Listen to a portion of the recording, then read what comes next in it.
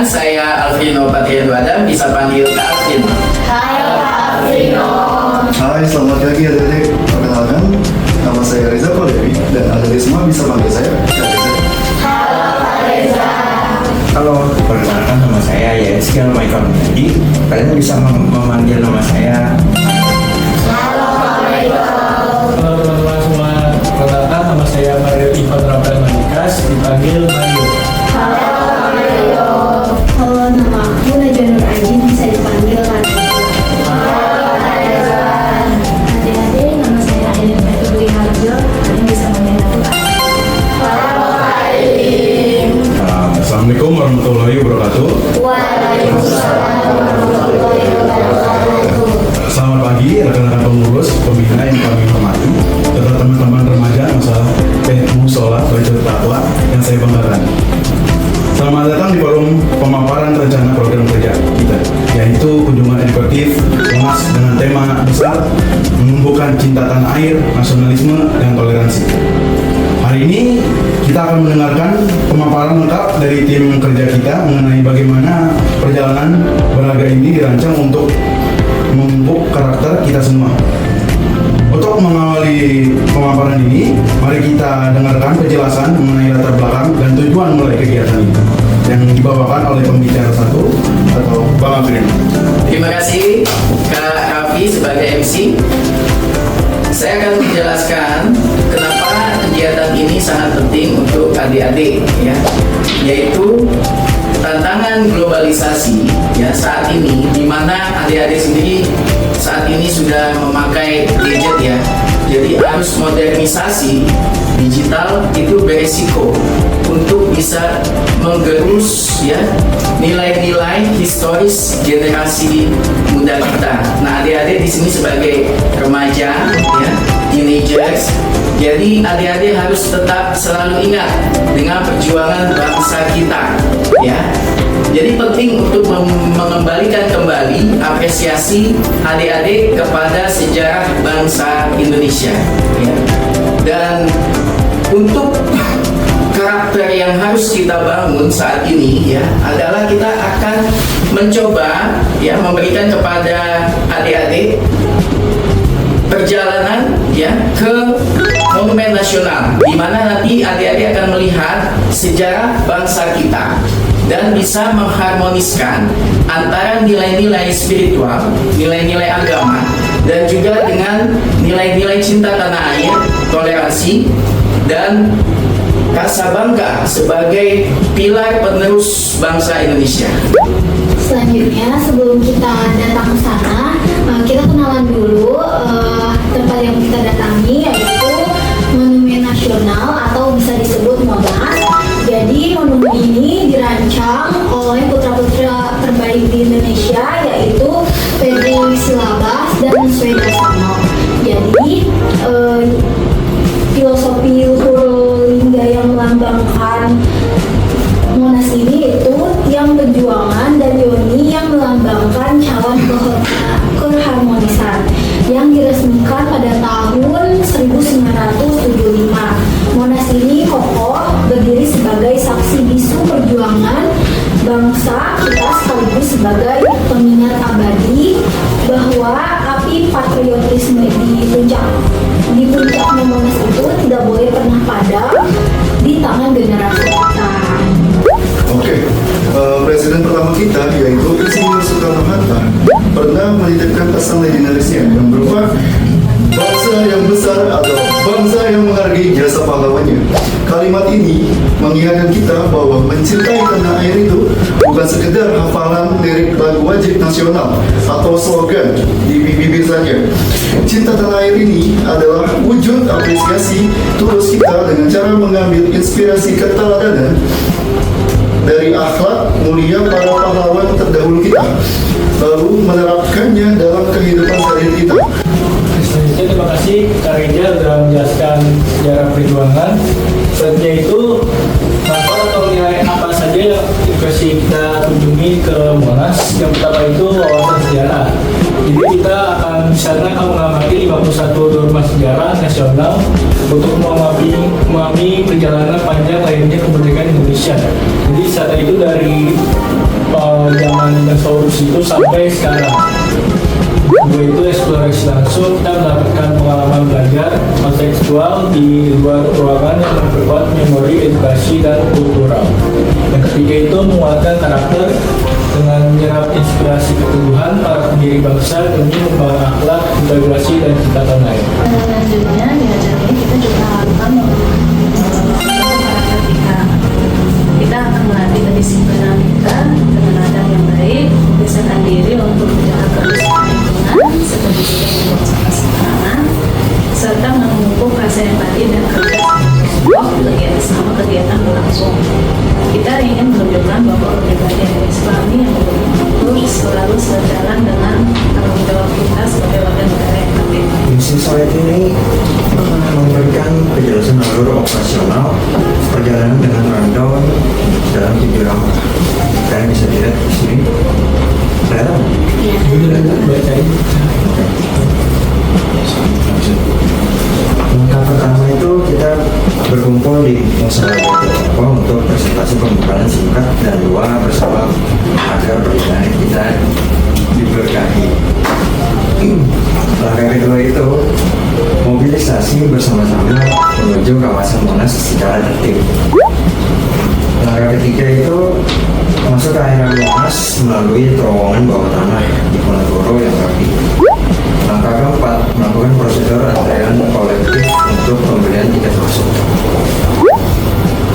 Langkah kelima itu menjelajahi Museum Sejarah Nasional di dalam ruangan bawah tanah dan naik ke area Cawang Tugu. Langkah keenam, keluar dari area taman yang indah untuk mengadakan sesi permainan keakraban agar kita bisa makin kompak ya. Yang langkah terakhir ini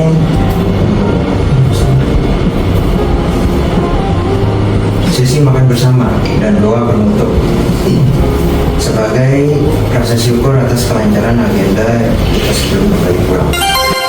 Oke teman-teman sekalian, selain manfaat keakraban jangka panjang, kegiatan ini juga memiliki sistem evaluasi yang mendidik. Kita tentu tidak ingin sepulang dari Monas nanti kita hanya membawa pulang memori foto-foto saja tanpa membawa esensi pembelajaran yang bermakna di dalam organisasi kita. Oke, jadi dari segi manfaat, kunjungan ini secara nyata akan memperkuat kedisiplinan kita di ruang publik serta meningkatkan rasa kepedulian sosial kita sebagai satu tim yang solid. Lalu untuk evaluasinya, kita akan mengadakan kuis edukatif dan interaktif ringan yang seru mengenai pemahaman diorama sejarah yang telah kita pelajari tadi di Monas. Tidak hanya itu, setelah kegiatan selesai, kita juga akan mengadakan sesi refleksi bersama pasca kegiatan. Tujuannya adalah untuk mendengarkan masukan dari teman-teman, sekaligus merumuskan apa saja perbaikan yang bisa kita terapkan pada program kerja remaja Musola Baitul Taqwa berikutnya, agar organisasi kita bisa terus tumbuh semakin baik. Oke, untuk penutupan seluruh rangkaian pemaparan program kita hari ini, saya kembalikan kepada pembawa acara. Terima kasih. Terima kasih banyak kepada rekan Adit serta seluruh jajaran pembicaraan yang telah memaparkan rencana program kerja ini dengan sangat luar biasa. Untuk pertama, terima kasih kepada Ibu Atika selaku perwakilan pengurus Musola Baitul Taqwa untuk mengucapkan anak-anak yatim.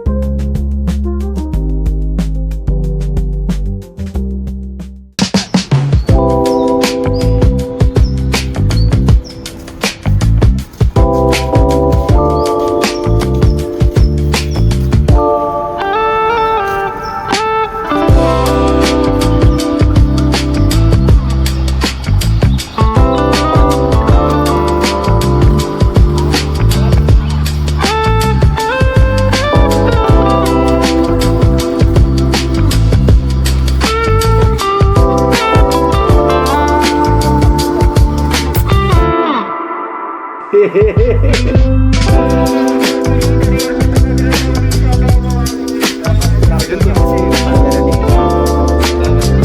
buat akses masuk. Ini kan kita tuh buat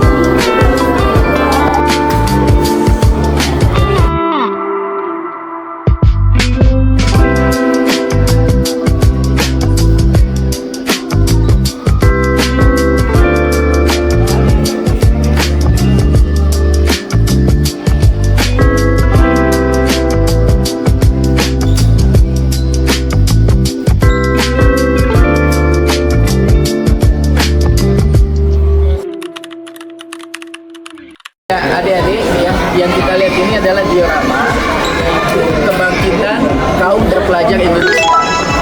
Pada awalnya Belanda tidak mau bangsa Indonesia menjadi diktator, tapi mereka juga butuh untuk pasar industri mereka kan.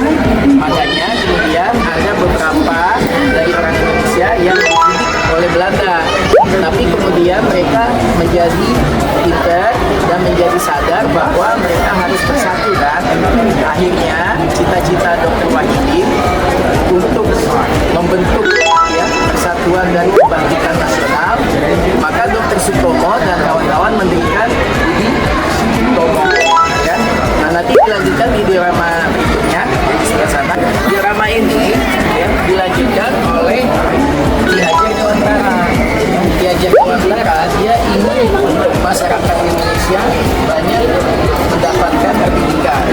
Makanya kemudian Ki Hajar Dewantara mendirikan perguruan taman siswa ya. Jadi pada tahun berapa? 1922 adalah taman siswanya ya. Kemudian pada tahun 1935 apa yang dibuat oleh Ki Hajar Dewantara? Ya, beliau membuat Kongres Pendidikan Nasional ya untuk menggalang persatuan dan mencari rumusan tentang pendidikan yang bersifat nasional ya. Jadi ini awal mulanya pendidikan di Indonesia ya.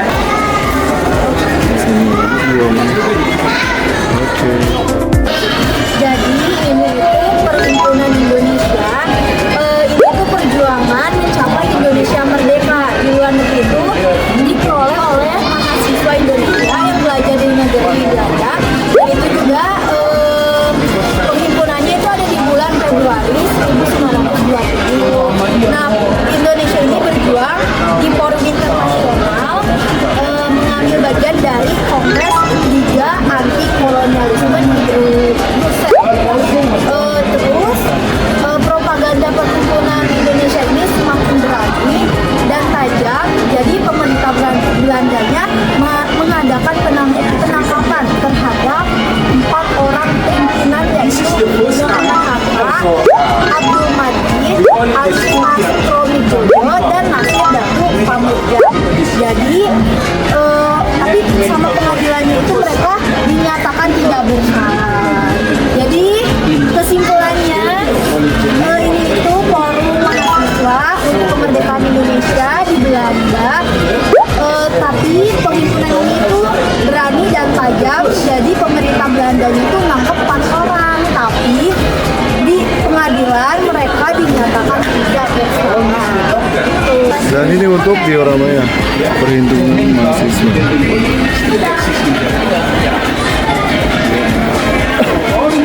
Oke, di sini itu diorama Robusta. Robusta itu terjadi pada tahun 1914 yaitu tanggal 8 Maret tahun 1942. Itu Belanda menyerahkan kepada Jepang di Kalijati untuk memenangkan perang.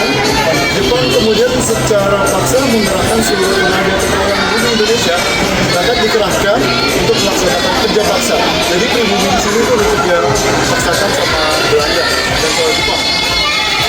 Inggris pada waktu Peter dan cara militer, mereka mengalami siksaan dan tidak mendapat makanan yang cukup atau gaji, dan akibatnya berpuluh-puluh ribu Romus ya menemui hasil di tempat mereka bekerja. Dan ini termasuk perang HAM yang melanggar HAM.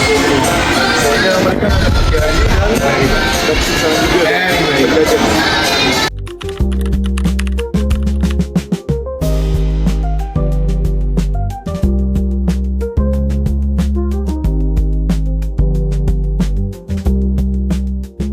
Perlawanan Sisingamangaraja tahun 1877 hingga 1907 dengan dalih bahwa Zending sering diganggu oleh pasukan Sisingamangaraja. Belanda melakukan ekspansi ke Tapanuli. Bentrokan pertama dengan Belanda terjadi pada tanggal 15 Februari 1878 setelah Sisingamangaraja memberi peringatan kepada pasukan Belanda agar meninggalkan Tapanuli. Perlawanan terhadap Belanda kemudian mendapat bantuan rakyat Aceh dan Minangkabau dalam pertempuran di Tangga Batu dekat Balige pada tahun 1884. Sisingamangaraja dapat memukul mundur pasukan Belanda. Ini untuk Sisingamarajanya, dan ini untuk sisi Belandanya. Gerakan mengejar kemajuan pada akhir abad ke-19 terbukti dari kebutuhan akan pendidikan. Kartini tampil sebagai pendekar kaumnya ketika pandangan umum masih dihinggapi konservatisme yang kuat bagi anak perempuan. Buah pikiran Kartini untuk membebaskan kaumnya dari keterbelakangan tercermin dalam surat-surat yang dikirim kepada sahabat-sahabat karibnya di negeri Belanda, kemudian dihimpun dalam buku hadis Nabi Katedral. Ini untuk sosok Kartini ya. Dan ini para pribumi wanita yang sedang belajar ilmu. Peristiwa Tanam Paksa tahun 1830 sampai 1870 Masehi. Perang di Diponegoro mengakibatkan krisis keuangan bagi Belanda. Untuk mengatasi krisis tersebut, Gubernur Jenderal Van den Bosch memaksa rakyat di tanah Jawa menanami sebagian besar tanah mereka dengan tanaman yang laku di Eropa, seperti nila, kopi, teh, lada, gula, dan kayu manis. Rakyat yang tidak memiliki tanah dipaksa bekerja di perkebunan-perkebunan. Bagi rakyat Indonesia, tanam paksa merupakan eksploitasi yang luar biasa, mengakibatkan timbulnya kelaparan karena mereka tidak mempunyai kesempatan menggarap sawah ladang mereka. Dan dia ini mungkin gubernurnya ini Van den Bosch ya, Van den Bosch. Nah ini warga pribumi atau Indonesia yang di aniaya karena krisis moneter ini. Selamat berjuang. Terima kasih. Sukses.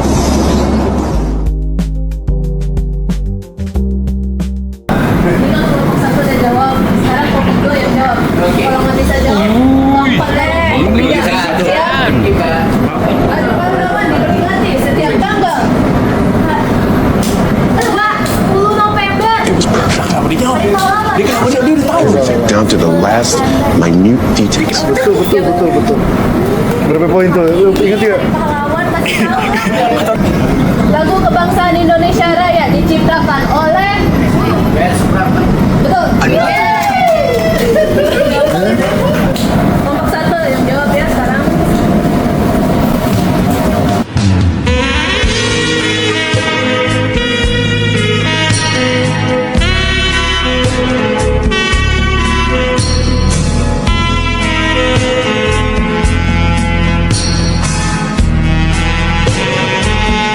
Boleh coba untuk anak-anak ini anak-anak. Bacakan saat Indonesia merdeka. Teks proklamasi. Cakep banget. Betul.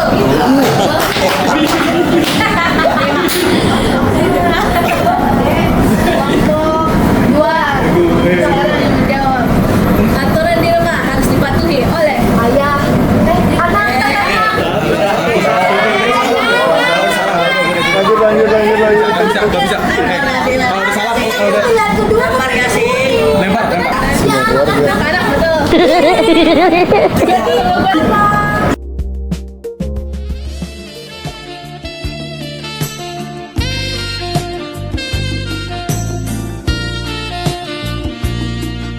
Anggatannya itu adalah ayah dan ibu saja, semua anggota keluarga, tamu yang datang. Lempar. Lah dulu jangan. Lempar udah benar, lempar. Lempar itu mah. Siapa pahlawan wanita yang terkenal memperjuangkan hak perempuan? Nah, ini. Wow. Jawab guys. Salah. Betul.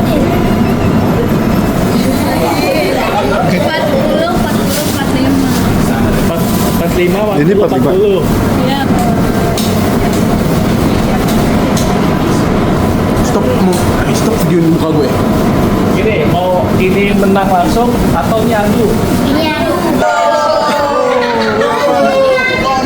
Rapolan macam apa itu? Apa ini? Apaan ini? Gara-gara ngapain videoin muka gue? Ada di gue. Lu ngapain videoin muka gue lagi? Saya akan lawan.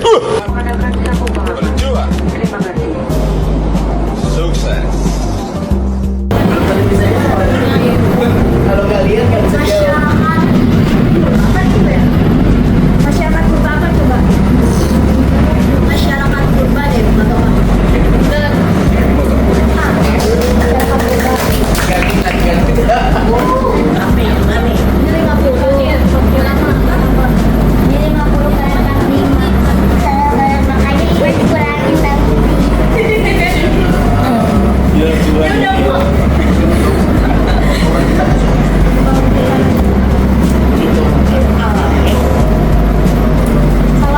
Ya, lempar. Kegiatan gereja Katolik.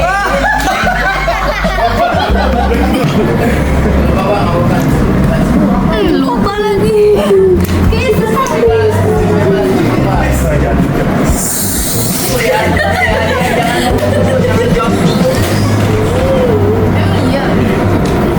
Lu mau ngapain megang-megang gue? Udah, kebanyakan. Tak doang. Mati.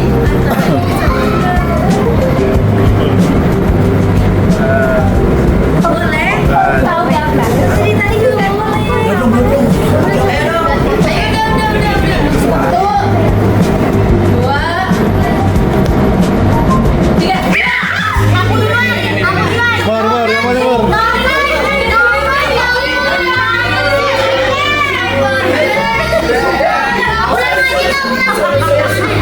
Nggak boleh, Bari.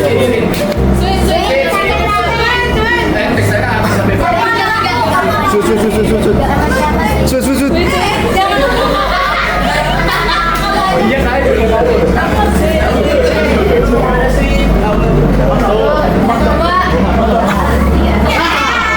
Coba dulu, jawabannya benar. Udah ada, coba. Oke. Kerajaan Majapahit. Salah. Dua. Bukan, Lin. Ini salah benar sih. Aku mah. Ini tuh kalian tak dulu. Nih, kita apa tuh? Beda jawab. Kurang. Bukan